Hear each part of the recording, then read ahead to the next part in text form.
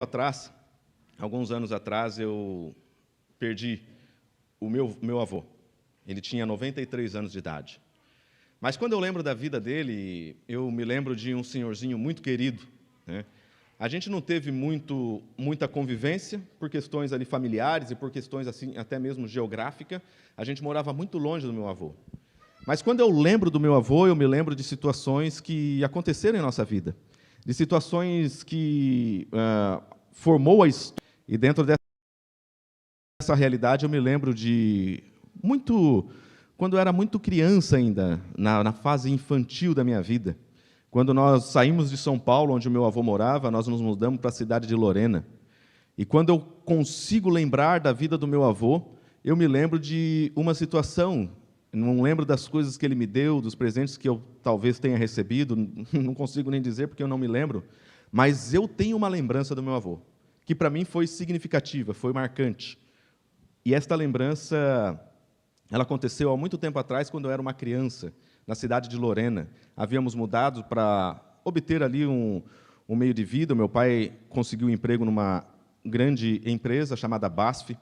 E quando nós fomos para aquele local, ainda assim, nós saímos de São Paulo sem nada, chegamos sem nada, continuamos sem nada, mas a gente morava numa casinha que era um barraco de madeira.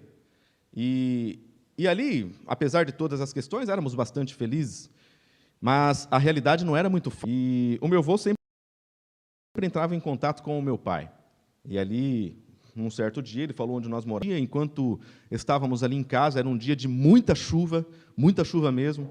E eu me lembro que a gente estava na varandinha do lado de fora da casa, que era um telhadinho assim, e a gente estava ali exatamente porque dentro de casa estava chovendo mais do que lá fora, e naquela varandinha as telhas ainda não eram rachadas ou quebradas, e a gente estava ali para se esconder da chuva, porque dentro de casa era goteira para todo lado, e ali fora, quando a gente olhava, tentava ver ali um palmo à frente, a gente via tudo assim meio sem nitidez, porque a chuva era muito forte, tudo branco. E o que aconteceu nesse dia que marcou para mim? Eu me lembro exatamente naquela rua cheia de barro, lama por todo lado, mato na região onde a gente morava, nós todos ali reunidos, quando eu vejo ali um vulto chegando, todo molhado, com a sua malinha, e era o meu avô. O meu avô tinha vindo nos visitar. Ele passou ali naquela casinha, naquele local que mal cabia a nós mesmos ali, mas ele passou feliz, ele estava contente por estar conosco, e a gente saiu ali, aquilo ali no meio da chuva mesmo, a gente se abraçou, pegamos ali a mala e, enfim, foi muito feliz aquele dia, né? E eu me lembro até hoje, eu tinha por volta de 6 anos de idade, né? E isso marcou para mim até o dia de hoje.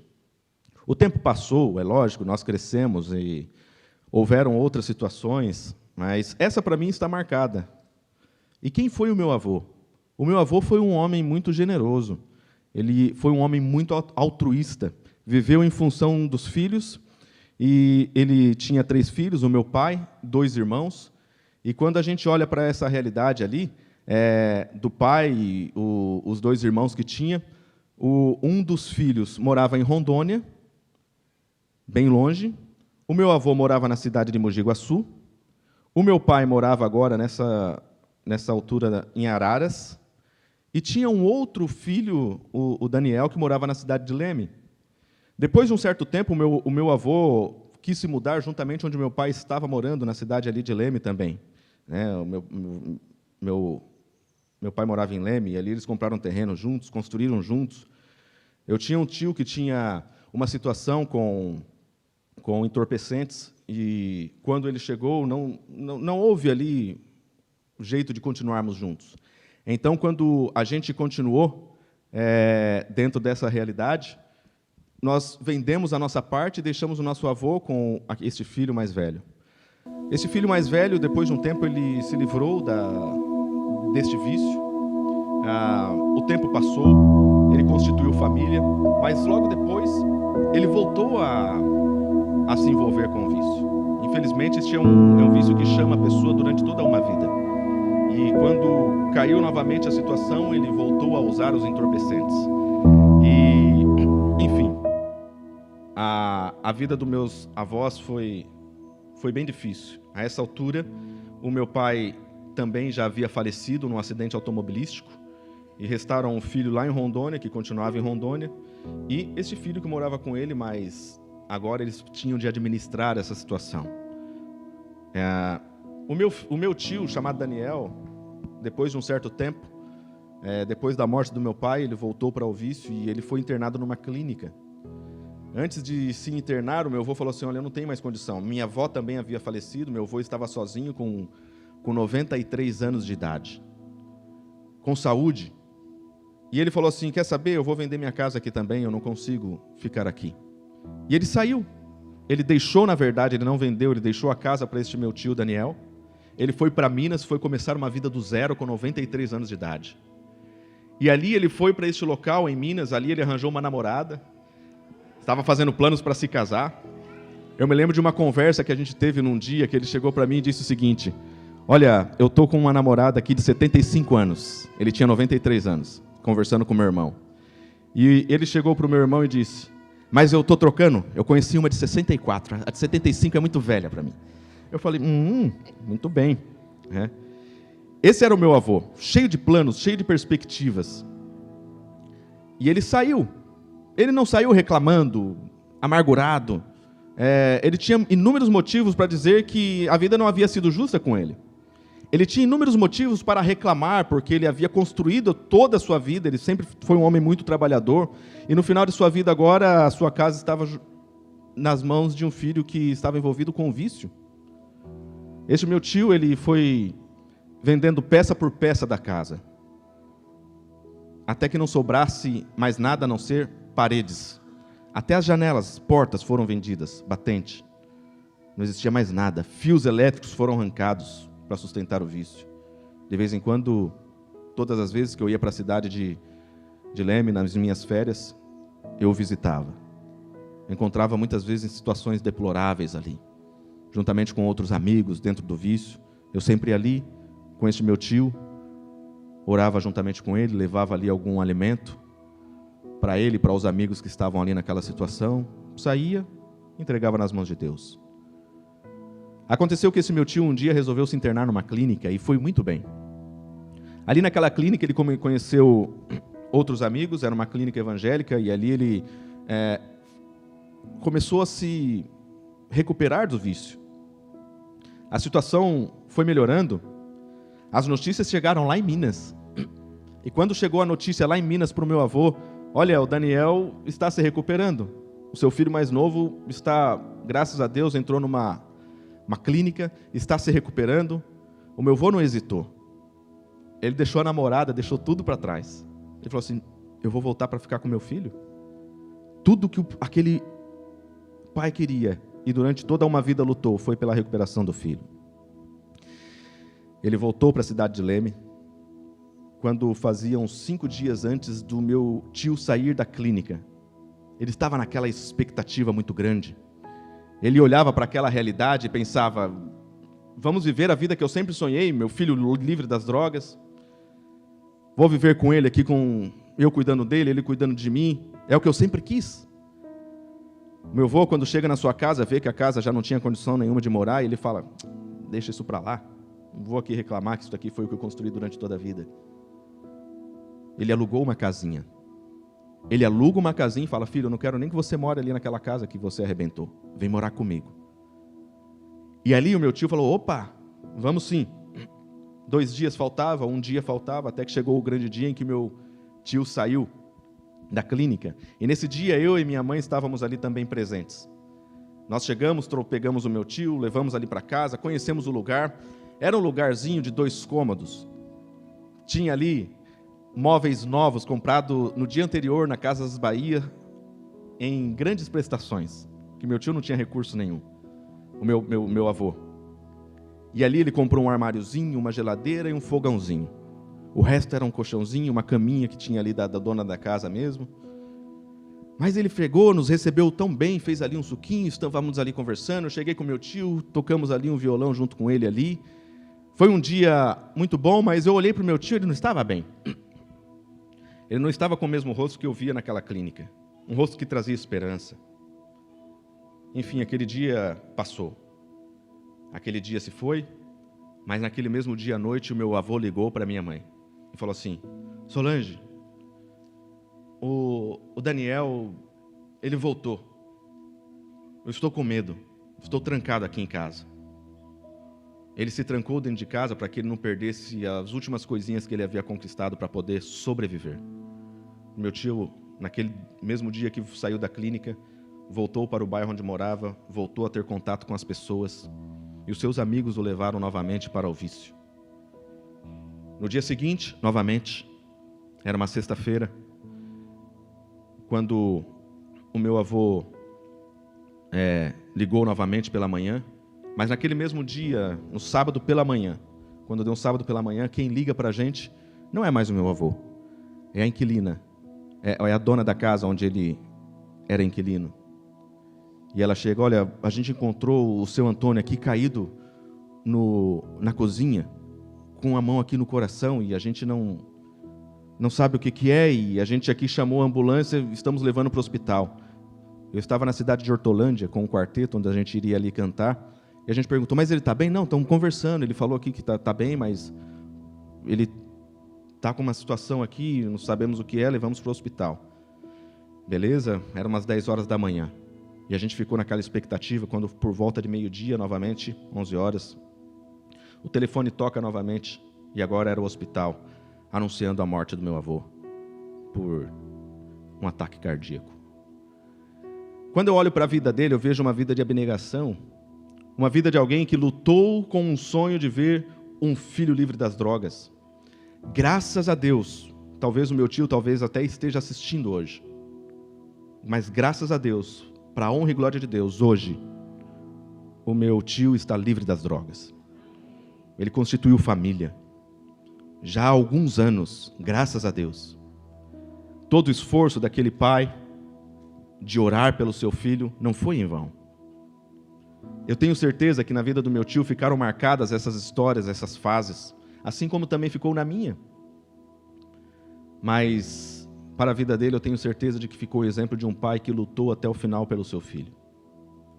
De um pai que quer ver este filho um dia vivendo por toda a eternidade ao lado dele, onde o vício, o pecado, as situações difíceis dessa vida não mais existirão.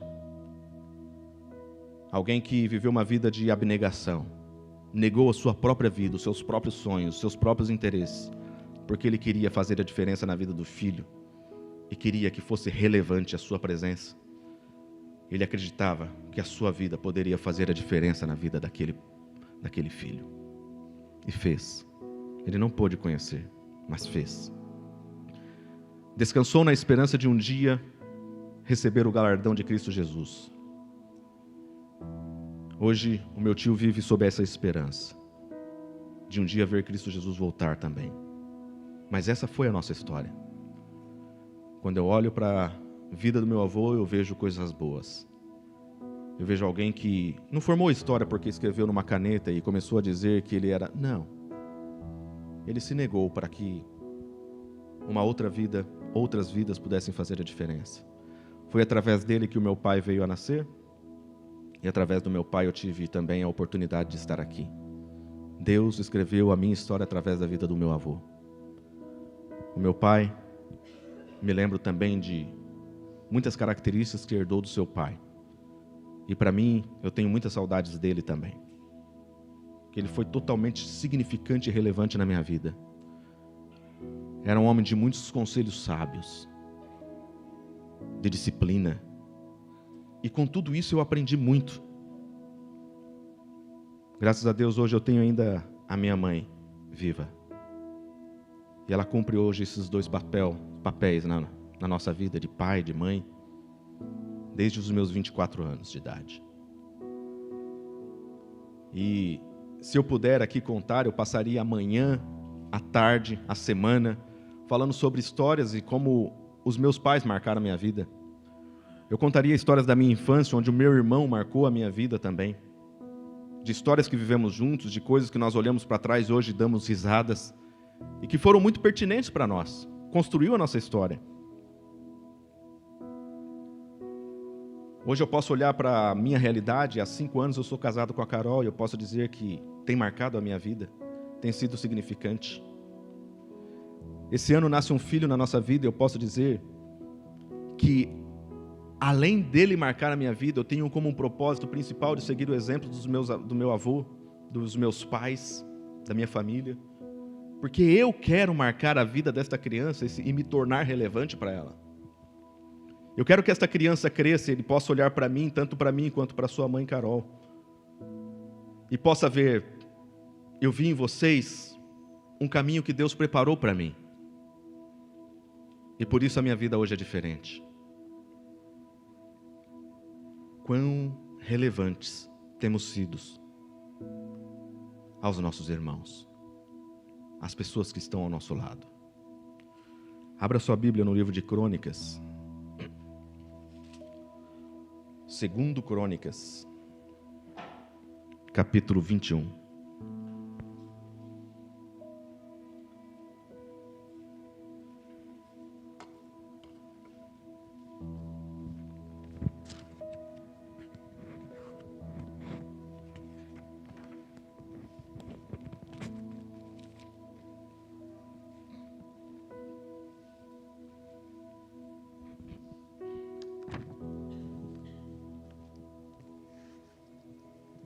Segundo livro de Crônicas, capítulo 21, verso 20.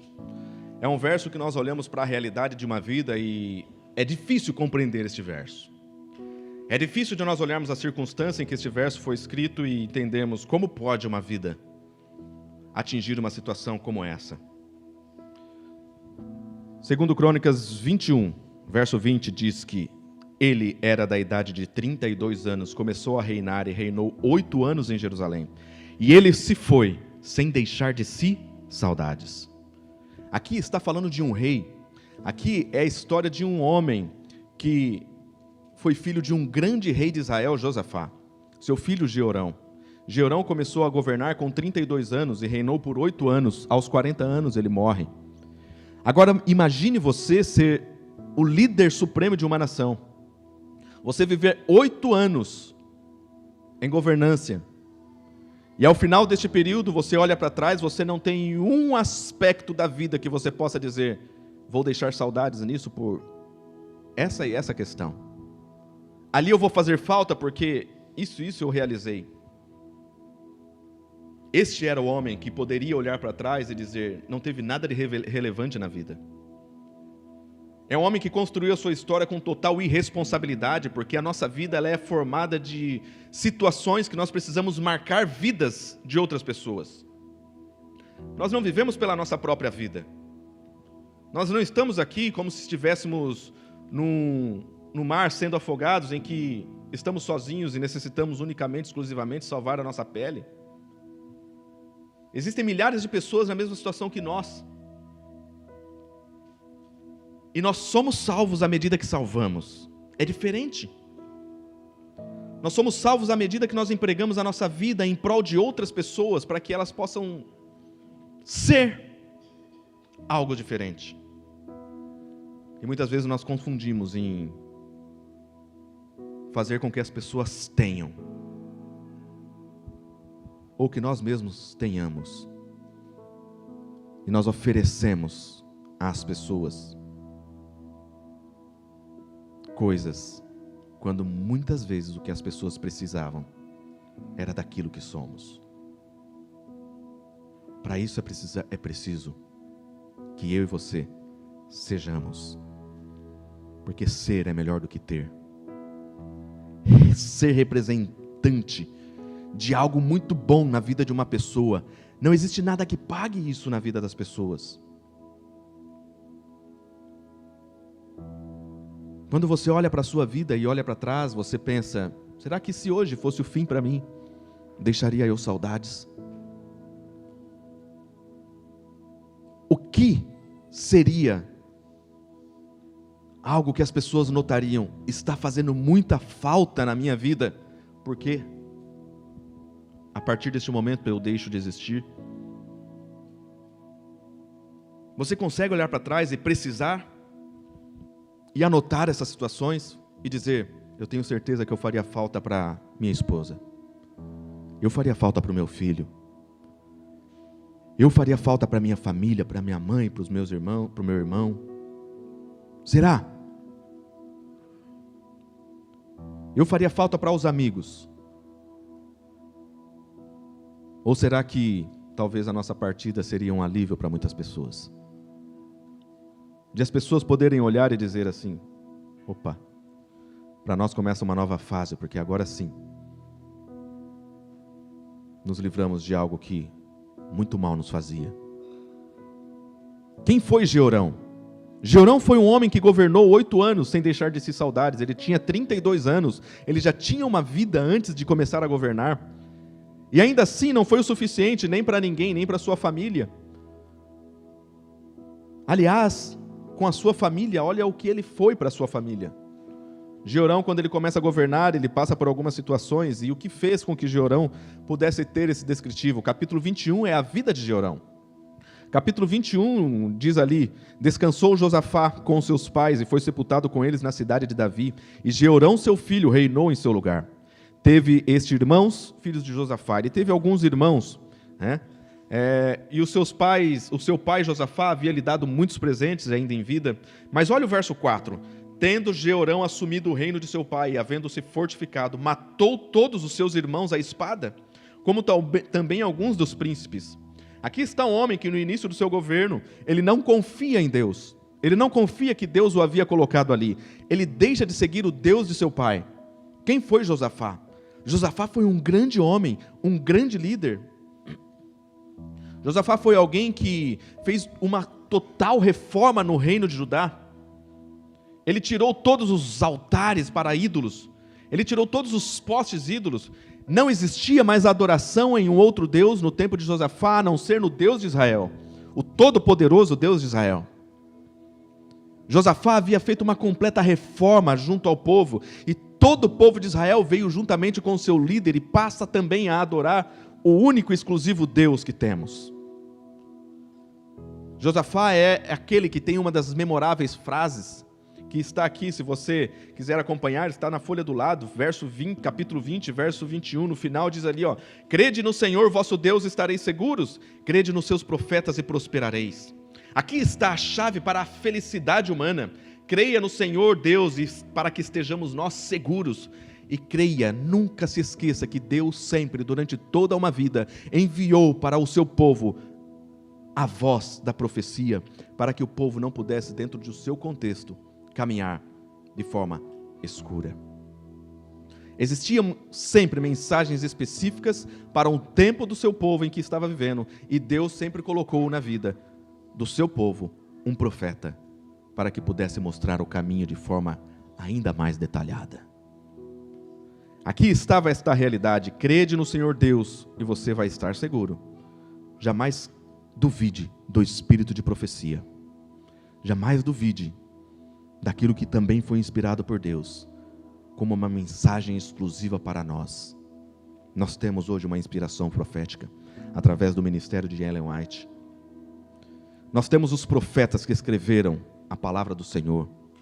E dentro dessa realidade não tem como desprezarmos a palavra de Deus, seja na sua palavra inspirada, a Bíblia, ou seja também através do espírito de profecia que Deus nos deixou com uma mensagem específica para nós que estamos vivendo os últimos momentos da história deste mundo.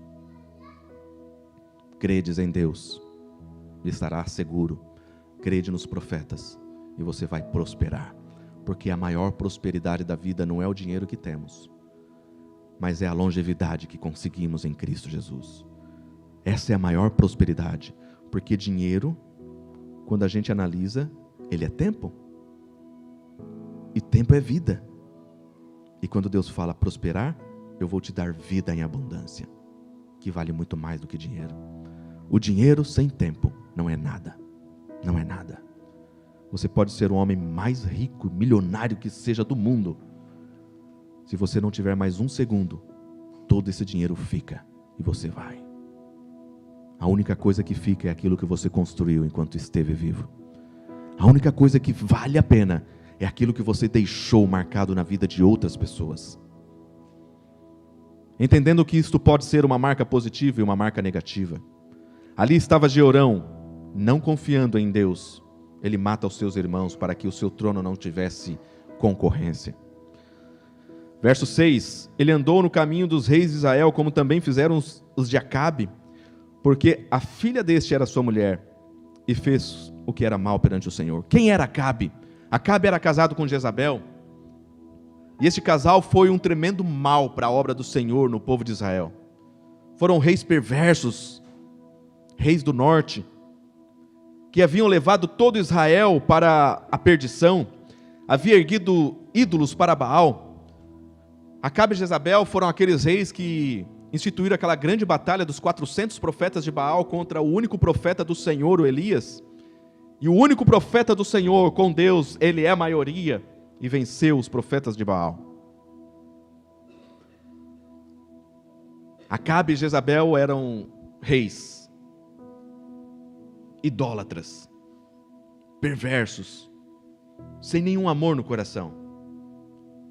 E aqui vem um recado quanto às alianças que fazemos enquanto aqui estamos vivendo. Porque ao refletir sobre a vida de Jeorão, nós podemos olhar para a nossa própria vida também e perceber e tentar ver, argumentar conosco mesmos. Onde eu posso melhorar? Onde eu posso ser mais relevante? Onde talvez eu tenha errado e talvez os erros mesmos que tenham cometido Jeorão. Aqui está um homem que, Jeorão, também por influência do seu pai Josafá, infelizmente, Josafá acabou fazendo alianças com Acabe e com Jezabel durante o seu reinado. E esta aliança fez com que os seus filhos se conhecessem, e por questões políticas, Jeorão se casa com a filha de Acabe. Mas essa mulher também era totalmente má, totalmente perversa. Mudou para sempre o coração de Jeorão. Isso tem muito a ver com as alianças que fazemos, com as associações que fazemos. Conhecer o caráter das pessoas com as quais nós andamos nessa vida, sejam elas quem forem. Existe um grande risco à nossa vida quando nós não nos aproximamos às pessoas de forma a levar salvação à vida delas. Cuide-se também de quem se aproxima de você, com palavras sórdidas, com questões que se você colocasse no lugar daquilo que se vive, você diria: eu acho que eu não estaria bem, segundo as palavras da pessoa que está comigo. Eu acho que eu não viveria bem segundo os costumes da pessoa que está comigo. E se eu não posso ajudar esta pessoa, a Bíblia nos aconselha: se afaste dela. O livro de Provérbios nos diz, abra sua Bíblia no livro de Provérbios sobre essa relação. Provérbios no capítulo 13, nos dá um conselho sobre isso daí. Provérbios capítulo 13, verso 20, ali diz para nós: quem anda com o sábio será sábio, mas o companheiro dos insensatos se tornará mau. Amigos, aqui não é um conselho de um pastor. Aqui é um conselho de Deus dizendo: não ande com pessoas más. Se livre de pessoas que desejam o mal dos outros, seja em palavras, seja em atitudes, seja em ações. Sai de perto, porque elas vão influenciar também a sua vida.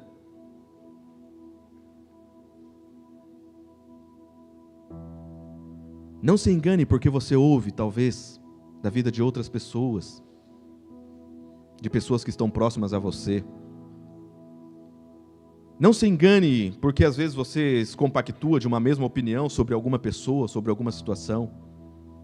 Por mais que você olhe para aquilo e você diz: isso não é bom para a minha vida, mas você ainda compactua com isso. Lembre-se, às vezes nós confundimos isso com amizade.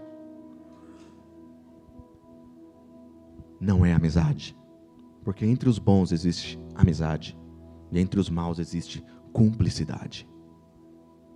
Muitas vezes nós estamos sendo cúmplices de situações.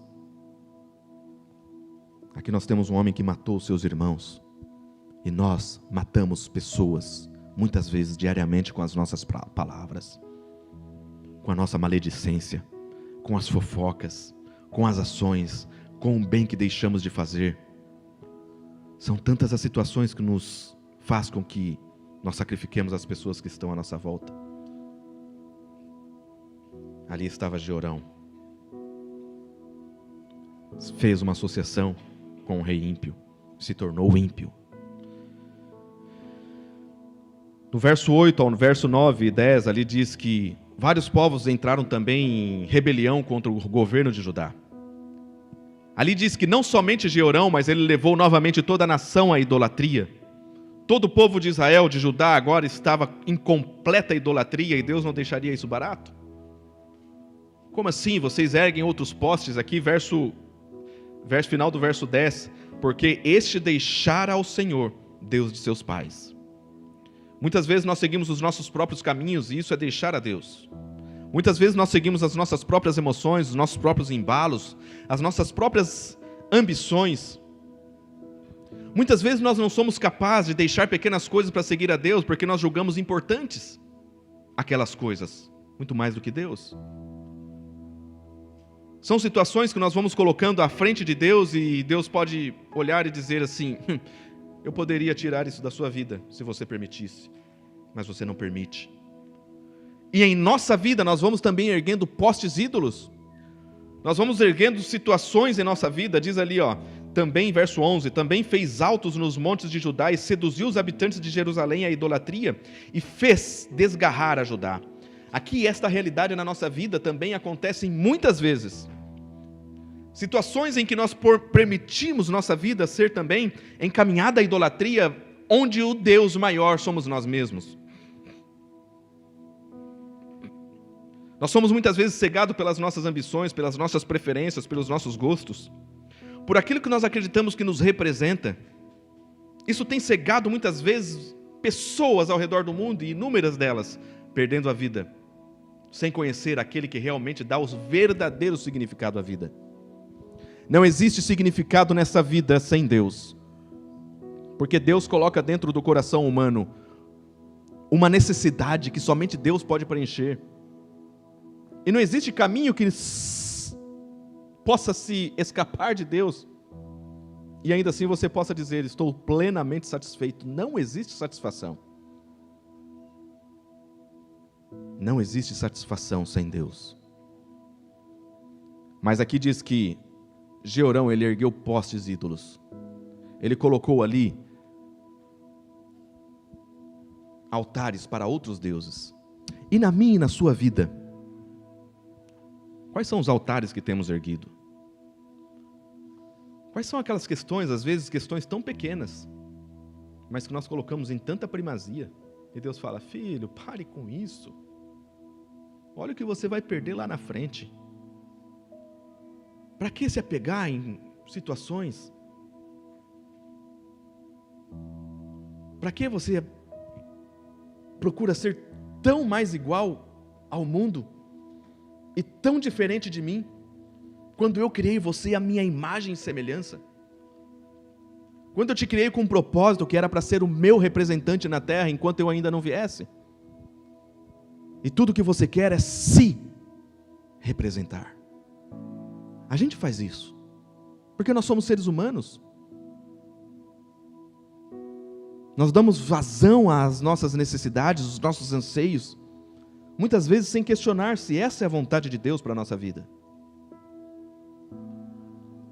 Nós simplesmente queremos nos satisfazer, principalmente no momento em que nós estamos vivendo, nessa sociedade líquida do pós-modernismo, em que nós não temos situações em que possamos olhar assim, que existe uma recompensa no final da vida. Não, nós queremos ser recompensados aqui agora. Este é o mal do ser humano, o imediatismo. Eu não aguento esperar um segundo a mais, tem que ser aqui e agora. Nós somos assim, infelizmente. Mas a Bíblia fala que você pode ganhar o mundo inteiro, mas se você não tiver o seu domínio próprio, você perdeu a maior de todas as guerras. Se você não se domina nas áreas importantes de sua vida, física, mental, emocional, financeiro, todas as áreas de sua vida, de minha vida, se nós não nos dominamos, nós somos dominados. Mas se eu não entrego essa vontade a Deus, não é Deus quem domina a minha vida. E aí existe um grande risco à nossa salvação. Porque não existem 3 senhores neste mundo, apenas 2. Ou servimos a Deus, ou o inimigo já está tomando conta da nossa vida. E acredite, nós não vamos precisar fazer coisas extravagantes para o mal, de forma a ser dita: quem guia a minha vida é o inimigo, olha todo o mal que eu faço. Não, o inimigo vai fazer, executar muito bem através da sua vida, bem, entre aspas. Ele vai fazer com que você seja visto até como uma boa pessoa, como alguém que busca a Deus, que vai à igreja, mas que ele opera em sua vida, às vezes, dentro da própria igreja. E quando sai da igreja, muitas vezes, na nossa vida, ele tem dominado em diversas circunstâncias. Situações em que ele sabe que em nossa vida nós somos debilitados, estamos em débito, talvez no trânsito, talvez na forma de ver as pessoas e falar delas, talvez na ajuda que nós negamos a elas, talvez o excesso de preocupação conosco mesmos, que faz com que a gente não olhe para mais ninguém nessa vida. Talvez com a falta de visão quanto à missão que Deus colocou de forma exclusiva para a nossa vida. Talvez decisões que nós deveríamos ter tomado já há muito tempo em nossa vida, mas nós estamos postergando, acreditando que temos a vida eterna já, sem permitir que o Espírito mude e molde a minha vida. São ciladas que o inimigo coloca. O inimigo não quer que você saia da igreja. O inimigo não quer que você deixe de buscar a Deus da forma como você tem buscado, como eu tenho buscado. Ele quer que você continue para dar a falsa impressão de que você pode continuar e que a sua vida e a minha vida pode coadunar com os erros que temos. Porque nós pregamos muitas vezes somente que Deus é um Deus de amor e que perdoa sem que nós nos arrependamos. Ciladas que o inimigo coloca em nossa vida. Não existe salvação sem transformação. Não existe arrependimento sem volta. Eu não posso dizer ao meu Deus que eu me arrependi de algumas situações se a minha vida continua a mesma. São altares que eu também tenho erguido na minha vida. São deuses que eu não quero tirar da minha vida e que eu digo: Senhor Deus, isso daqui é o meu altarzinho de estimação, Pai, não mexe com ele. Os famosos pecados acariciados que carregamos durante uma vida. E situações que nós consideramos: não, Deus não vai levar em conta isso, é tão pequeno. Deus tem muito mais a se preocupar na minha vida, eu faço isso, isso, isso, eu sou bom por isso, isso, isso. Nós temos o costume de pontuar. Mas o que Deus pede para nós é uma vida de obediência irrestrita a tudo quanto Ele nos tem dito. É uma vida de obediência irrestrita. A Bíblia fala lá em Mateus: seja a sua palavra sim, sim, não, não, porque o que passa disso vem do diabo. O que Deus está dizendo é: ou você me segue completamente, não existe meio termo comigo, meu filho. Tiago 2, verso 10 diz ali: se você diz que segue todos os mandamentos, mas se tropeça em um, você se torna, eu também me torno, nós nos tornamos culpados por todos. Em outras palavras, é como se eu não cumprisse nenhum. Porque se eu tenho no meu coração o conhecimento, se eu tenho na minha mente o entendimento daquilo que Deus quer para a minha vida, eu deixo de fazer por conveniências, por situações que me favorecem, aqui ainda enquanto caminho, e eu deixo de fazer, amigo, todo o resto se tornou nulo para Deus.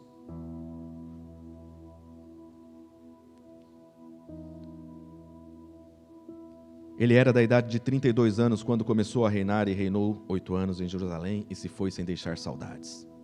Viva uma vida sem Deus e você viverá uma vida de total irrelevância. Você pode dizer: não, mas eu vivo uma vida ainda sem Deus, não estou certo, mas eu faço ainda o bem para algumas pessoas. Eu colaboro, eu faço.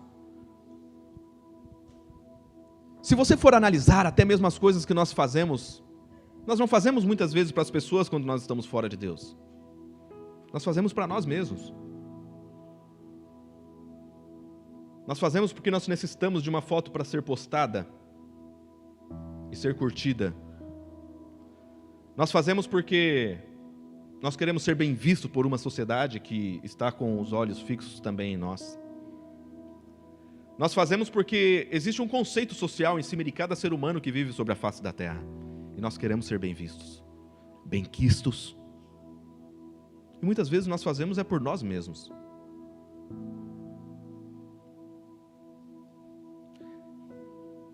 Faça a diferença na vida da pessoa, e a única diferença que pode ser feita na vida de uma pessoa é de você levar Deus às pessoas que estão caminhando neste mundo.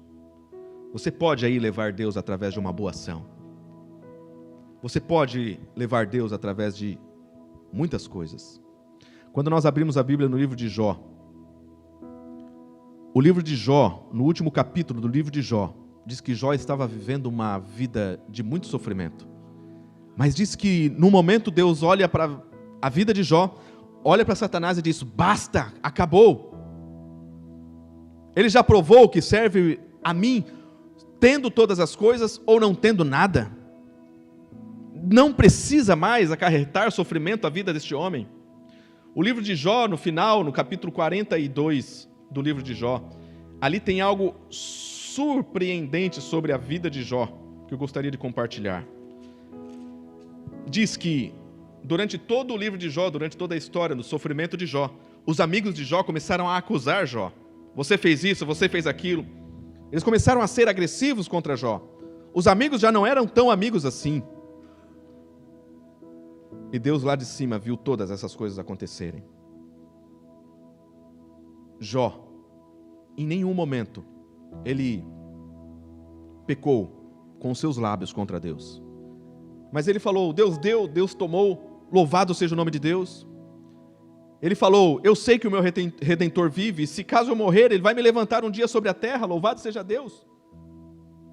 Que cada segundo de minha vida seja de acordo com os planos de Deus, e se eles terminam agora, eu termino com a certeza de que eu vivi pela vontade de Deus. Essa era a vida de Jó. Mas até então, que mediante todo o sofrimento da vida de Jó, ele recebe do próprio Deus a sua vindicação. Deus olha para ele e diz: você foi justo, Jó. Você foi fiel a mim, Jó. Mas não como seus amigos que viveram te acusando. Porque o inimigo usa as pessoas muito próximas de nós, amigos, famílias, para muitas vezes acusarem aqueles que estão caminhando ao lado de Cristo. São os chamados pedras de tropeço que o inimigo permite, que o inimigo quer colocar em nossa vida, que Deus muitas vezes permite para que a nossa fé seja aprovada. São pessoas que se chegam perto de nós com palavras até bonitas, mas nos tiram do caminho de Deus. E os amigos de Jó foram influenciados por Satanás para que tirassem Jó do seu propósito de ser fiel a Deus. Não conseguiram. Deus disse: basta. E Deus diz: vocês pecaram. Falaram o que não era certo de mim e também do meu servo Jó. E aqui está uma lição para todos nós em relação às pessoas. Verso 10. Mudou o Senhor a sorte de Jó, quando este orava pelos seus amigos. E o Senhor deu-lhe o dobro de tudo o que antes ele possuía. Melhor do que falar de Deus para as pessoas, é falar das pessoas para Deus. É orar. Falar com o nosso melhor amigo, com o nosso mais poderoso realizador de sonhos e dizer: Senhor Deus, eu conheço uma pessoa e ela é assim, ela necessita disso, Pai.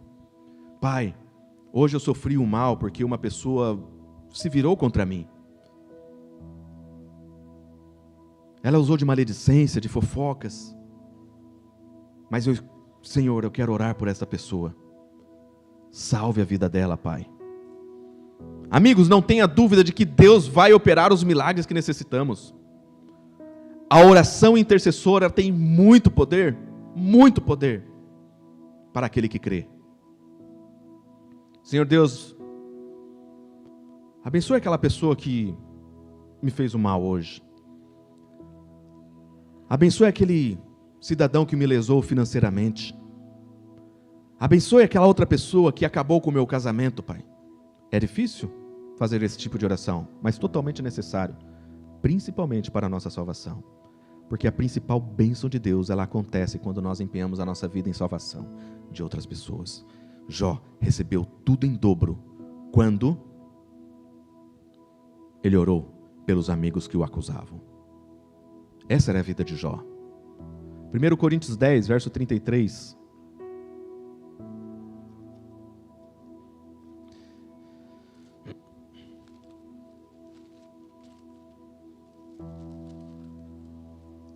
Primeiro Coríntios 10, verso 33, fala sobre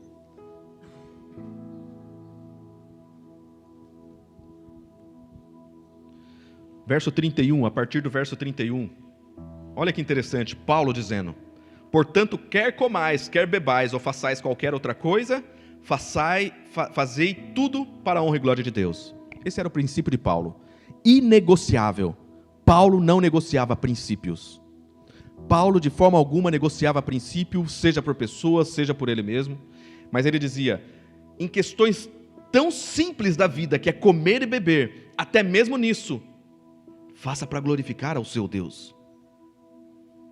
Vou sentar no restaurante e vou comer, eu preciso glorificar a Deus com a comida que eu como, porque o meu corpo é o templo do Espírito Santo. Eu vou beber, eu tenho que procurar o melhor líquido para beber, que não prejudique o meu corpo, porque o meu corpo é o templo do Espírito Santo.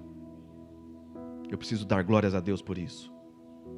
E aí, vem todas as outras coisas que são mais simples, ou não, do que comer e beber. Mas a Bíblia diz aqui, quer comais, quer bebais, ou façais o quê? Qualquer outra coisa, glorifique a Deus. Vai se levantar, vai trabalhar, no seu caminho, glorifique a Deus. Vai cumprimentar uma pessoa lá no seu prédio, peça a Deus, seja intencional e glorifique a Deus com o seu bom dia. Amigos, muitas vezes nós negamos o sorriso, que é algo tão simples, às pessoas que estão à nossa volta. Muitas vezes nós cumprimentamos as pessoas e negamos a ela um simples sorriso. Tem como glorificar a Deus dessa forma? Seu cumprimento, feliz sábado. Contexto de igreja, bom dia. Dia. Tem gente que malemar ouve, dizia, nós, tá? Resmunga. Tem como glorificar a Deus dessa forma?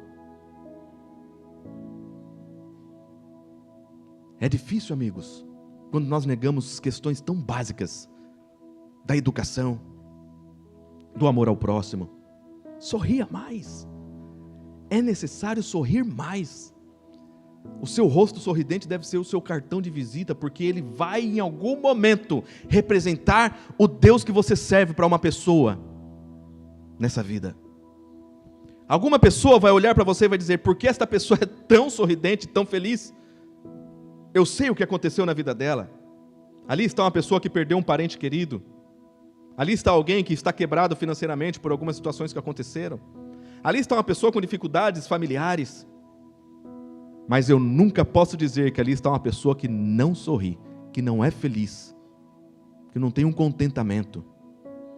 Para sermos a diferença na vida das pessoas é necessário nós sermos contentes. Não simplesmente do sorriso no rosto, mas o contente de contentamento. Ser grato por aquilo que Deus me deu. Seja isso considerado pelo mundo pouco ou muito, mas sempre lembrando, o que Deus me deu é o suficiente para mim. Eu sou grato a Deus. Seja sempre grato a Deus. Essa é a chave para fazermos a diferença na vida das pessoas. Porque enquanto nós estamos olhando para a vida de outras pessoas, enquanto muitas vezes nós acusamos, cobiçamos, nós nunca estaremos satisfeitos com a nossa realidade. E não estando satisfeitos com a nossa realidade, diferença alguma nós vamos fazer na vida de outras pessoas. Por quê? Nós vamos tirar de nós mesmos aquilo que nós temos, porque não somos contentes e gratos com aquilo que temos. E tudo passa a não ter valor. E aquilo que não tem valor não representa também a outras pessoas. Verso 32, não vos torneis causa de tropeço nem para judeus, nem para gentios, nem tampouco para a igreja de Deus. Aqui está dizendo, não seja eu e você, amigos, uma pedra de tropeço, em que talvez alguém, algum dia, possa dizer, eu saí da igreja por conta daquela pessoa, eu deixei de conhecer a Deus, eu estava animado, mas o exemplo daquela pessoa fez com que eu parasse. Meu vizinho, que crente, eu sei quem ele é. Não quero saber desse Deus para mim não. Pedra de tropeço. Os costumes, a forma como trata a família, eu sei quem é o Deus dele, não é o Deus que você está falando da Bíblia não. Você é pedra de tropeço para mim, me recuso a servir este Deus. Não sejamos nós pedra de tropeço nem lá fora e nem aqui dentro da igreja, diz a Bíblia. E por último, aqui está uma atitude de Paulo, que deve ser a nossa também. Existe um ditado que diz ali, que é um grande erro nós queremos agradar a todas as pessoas. Não é não. É um grande erro você acreditar que vai agradar todas as pessoas, aí sim. Mas você querer agradar todas as pessoas, isso é divino. Isso é dom de Deus. Porque Deus, quando veio a este mundo, Ele falou assim, eu vim para salvar a todos. E eu quero agradar até mesmo esse soldado romano que está espetando uma lança aqui. Eu quero agradar também esse que está me chicoteando. É para isso que eu vim. Deus, na pessoa de Cristo Jesus, veio para agradar e salvar todos. Paulo tinha como este exemplo. Assim como eu procuro em tudo ser agradável a todos, não buscando o meu próprio interesse, mas o de muitos, para que sejamos salvos. Procurar salvar todas as pessoas. Procurar ser agradável às pessoas. E o último verso que está lá em Pedro. Primeiro livro de Pedro. Capítulo 3.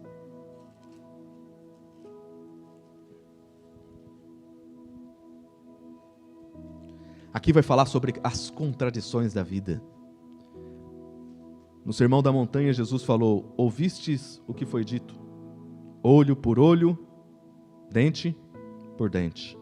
Mas ali fala, se alguém te der um tapa, vire a outra face. Se alguém fizer você caminhar 1 milha, caminhe 2 milhas. É difícil fazer isso, mas é um exercício que nós temos de fazer. É difícil porque nós somos pecadores. E é necessário, porque nós temos quem já pagou o pecado. E nós precisamos validar o sangue de Cristo em nossa vida. Para que através da nossa vida, Ele tenha efeito na vida das pessoas também. Não pode parar de lutar. Eu não posso parar de lutar. Porque no momento da inércia espiritual, eu caio. O inimigo pisa na minha garganta. Até que eu morra sufocado.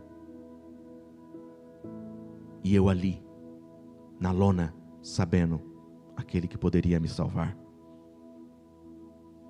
Mas por conta das minhas próprias convicções da minha vida, eu não ergo a mão, eu não peço, eu não permito. Verso 13. Ora, aquele que vos há de maltratar, se for zelosos do que é bom? Ou melhor, quem é que vos há de maltratar, se for zelosos do que é bom? Mas, ainda que venhais a sofrer por causa da justiça, bem-aventurado você é. A palavra bem-aventurado diz ali sobre felicidade. Se você vir a sofrer por conta da injustiça, você é um bem-aventurado. Você pode dizer, mas não tem como ser bem-aventurado. Eu sofro por causa da justiça, eu procuro ser fiel a Deus, eu sofro privações, eu sofro negações na minha vida. E tudo que vem é muito difícil para mim. Mas quando a Bíblia fala sobre essa relação aqui de felicidade, ela vem falando sobre contentamento, sobre uma questão relacionada à paz que Cristo Jesus nos dá. O mundo não te aceita, você está sendo lesado, estão situações acontecendo contigo. Mas se nós formos uma pessoa de foco e sabermos que nós não pertencemos a este mundo, que nós estamos aqui de passagem, que nós sabemos aonde queremos chegar, pouco isso afetará no nosso contentamento e naquilo que posso dizer, eu sou um bem-aventurado, eu sou uma pessoa feliz em Cristo Jesus. Não vos amedronteis, portanto, com as ameaças, nem fiquem alarmados. Mas aqui vem um conselho de Pedro para nós. Antes, santificai a Cristo como Senhor em vosso coração, estando sempre preparados para responder a todo aquele que vos pedir a razão da esperança que há em vós, fazendo-o todavia com mansidão e temor, com boa consciência, de modo que naquilo em que falam contra vós, fiquem envergonhados os que difamam o vosso bom procedimento em Cristo. Aqui está dizendo, se existe um mundo que te acusa porque você é crente, se existe um mundo que te acusa porque você acredita em Deus e segue a vontade de Deus, se existe um mundo que te acusa que você mudou, que você é diferente do mundo, que você tem uma aparência diferente do mundo, que você é visto de uma forma diferente do mundo, se o mundo está te acusando dessa forma, louve a Deus por isso, porque um dia, este mesmo mundo que te acusa, vai também suscitar dentro de si uma pergunta: por quê? Por que você é dessa forma? E aqui a pergunta, ela deve ser sempre acompanhada de um bom argumento, que está aqui no verso 15.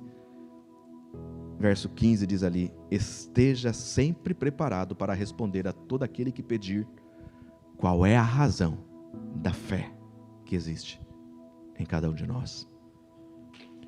O tempo tem passado muito rápido. 11 horas e 38 minutos. Já se passou muito tempo desde que eu comecei a falar. E aqui eu termino o sermão desta manhã, dizendo: dê valor às pessoas que estão à sua volta. Elas não estão à sua volta por acaso. Foi Deus quem as colocou. Olhe além das... Procure enxergar da forma como Cristo enxergava cada um de nós. Procure ver os sentimentos. Procure compreender a história. Dê a sua vida às pessoas. Com isso, então, invista tempo nas pessoas. Não seja uma pessoa de passagem na vida de muitos. Opa, olá, tudo bem? Pare, conversa, sorria. Fale menos de você e ouça mais das pessoas. Quando chegar em sua casa, converse com Deus sobre cada uma das pessoas que você conheceu. Porque existem inúmeras pessoas que estão perdendo a sua vida sem saber o valor que tem, porque sofreram todas mundo sem que tivesse alguém que pudesse mostrar e ser a diferença na vida delas. O que seria do meu tio se não fosse o exemplo de um pai incansável que lutou pela vida do filho? O que seria de mim se não fosse a educação cristã que os meus pais me deram? O que seria de cada um de nós? O que seria de você? O que seria de mim? Mas existem pessoas ainda que não conseguem se ver como sendo algo nessa vida. Há muito tempo atrás, na cidade de Holanda, nascia um menino muito talentoso. Viveu por alguns anos e na cidade da Holanda, no país da Holanda, em Haia. E quando ele tinha 14 anos, foi morar com seu tio. E quando ele foi morar ali com o seu tio, ele trabalhou ali em alguma loja, até que com 24 anos de idade, ele resolve se tornar um pastor, um teólogo. Ele fica por alguns anos estudando sobre como fazer bem às pessoas, até que então ele desiste, ele vende tudo que tem, ele era de uma família de posses, ele vendeu tudo que tinha, e deu aos pobres. A partir daí a sua vida não foi mais a mesma. Ele se muda para Paris, tenta morar com um amigo, e ali morando com aquele amigo, ele se dedica às artes, começa a pintar muitos e muitos quadros, mas um dia ele briga com este amigo, com um canivete ele tenta ferir este amigo, não consegue fazer o que ele queria, que era tirar a vida do amigo, e ele corta ali a sua própria orelha. E a partir desse momento ele começa a atingir um grau de insanidade muito profundo. Ele passa por vários hospitais psiquiátricos, foi internado, e ali ele começa a se dedicar de uma forma frenética às pinturas. Quando ele sai desse hospital, ele vai morar então com seu irmão, e este irmão, que era um grande amigo dele, começa a cuidar dele. moravam ali num barraco, não tinha dinheiro para quase nada. Quanto mais louco ficava, mais se dedicava às pinturas, pintava como ninguém. Até que, no dia 29 de julho de 1890, ele sai da sua casa desgostoso com a vida. Ele pega uma arma, ele sai para a rua e atira contra o seu próprio tórax. Ao tentar tirar a sua própria vida, ele não conseguiu. Ele volta para casa. E os seus amigos, vendo-o todo ensanguentado, ele não fala nada do que aconteceu. O seu irmão o recebe em casa. Ele passa ali as suas últimas horas no colo do irmão. E ali ele morre. 100 anos depois, no ano de 1990, um de seus quadros foi vendido a 82 milhões e meio de dólares. As suas pinturas hoje são as pinturas mais caras do mundo. Mas ali está um homem chamado Vincent van Gogh, que nunca teve o reconhecimento em sua vida de quem ele era. Talvez se tivesse uma pessoa ao seu lado para dizer: as suas pinturas têm muito valor. Você é um homem muito talentoso. Deus tem um plano para a sua vida. Talvez a sua vida tivesse sido diferente. Ali estava um homem que bebia para esquecer algumas dores, que pedia para poder comer. Quando, logo após a sua morte, os seus quadros começaram a ser analisados e perceberam que ali residia um grande talento. Não deixe o tempo passar de forma que seja impossível a nós dizermos às pessoas o quanto elas são preciosas. Não espere a oportunidade específica para fazer a diferença na vida das pessoas, para agradecer as pessoas. Talvez pessoas que estejam hoje aqui ao seu lado, que você possa dizer: muito obrigado por tudo que até aqui você tem representado para mim. A oportunidade exclusiva para fazer isso é agora. Não tem outra oportunidade, é agora. Deus abençoe a sua vida. Tenha um feliz sábado. E procure, ao sair daqui, ser relevante na vida de todos, quanto Deus colocar como sua responsabilidade e que farão parte da sua história. E melhor ainda, que fará com que você seja parte da história da vida de alguém. Senhor Deus, nós agradecemos pela oportunidade da vida, Pai. Ajude-nos a cada um de nós sermos uma pessoa de missão. Ajude-nos a sermos relevantes, Pai, na vida do nosso próximo. Ajude-nos, Senhor Deus, a conseguirmos ver, compreender quão valorosos são os seres humanos sobre a face da terra, independente de quem são. Desde aquele que habita na rua, Pai, porque não tem onde morar. Desde aquele que passa fome porque não tem ainda o que comer. Existe um valor empregado na vida de cada uma dessas pessoas, Pai, que é o seu sangue. São pessoas que têm dons e talentos exclusivos, Pai. E também a cada um de nós que aqui estamos buscando ao Senhor dia após dia, lapide a nossa vida, Pai, para que possamos ser joias no reino celestial, por toda a eternidade. Joias de Cristo Jesus. Despeça-nos, Pai, sob a sua bênção, sob os seus cuidados. Te rogamos e pedimos em nome de Jesus, e somos gratos também pelo doce nome de Jesus. Amém.